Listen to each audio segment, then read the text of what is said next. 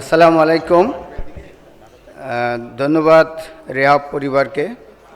আজকে আমি তিনটে বিষয় নিয়ে কথা বলবো। একটা হলো মেম্বার রিনিউয়াল।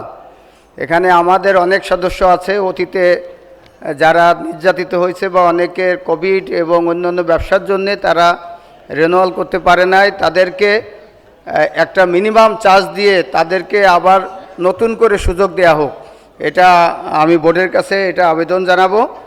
আর একটা হলো যে আপনারা যে অডিটটা আমাদের কাছে পেশ করছেন, এখানে বড় আকারের একটা আছে, সেটা প্রায় 9,53,00,000 টাকার মতো।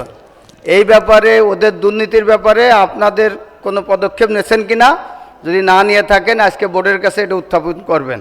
এ ব্যাপারে আপনাদের সার্বিক সহযোগিতা চাচ্ছি। আর একটা হলো আমাদের রিহাবের উত্তরাতে আমাদের গভর্নমেন্ট একটা জায়গা দিয়েছে 24 কাঠা।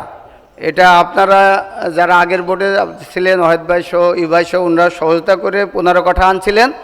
পরবর্তীতে আরও 9 কাঠা আমাদের সাথে যোগ হয়েছে।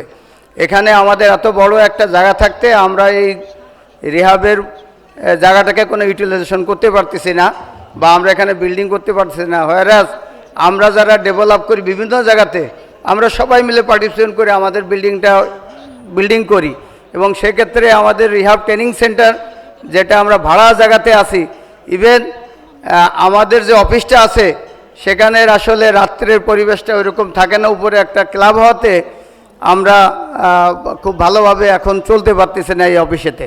তা আমার মনে হয় দ্রুত এই বিল্ডিংটা করে আমরা ওখানে আমাদের যেগুলো দরকার সেগুলো আমরা ওখানে সার্ভ করতে পারবো, বাদ বাকি জায়গাটা আমরা অন্য কাজে ইউজ করতে পারবো।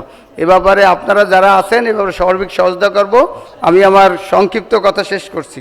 আসসালামু আলাইকুম রহমতুল্লাহ।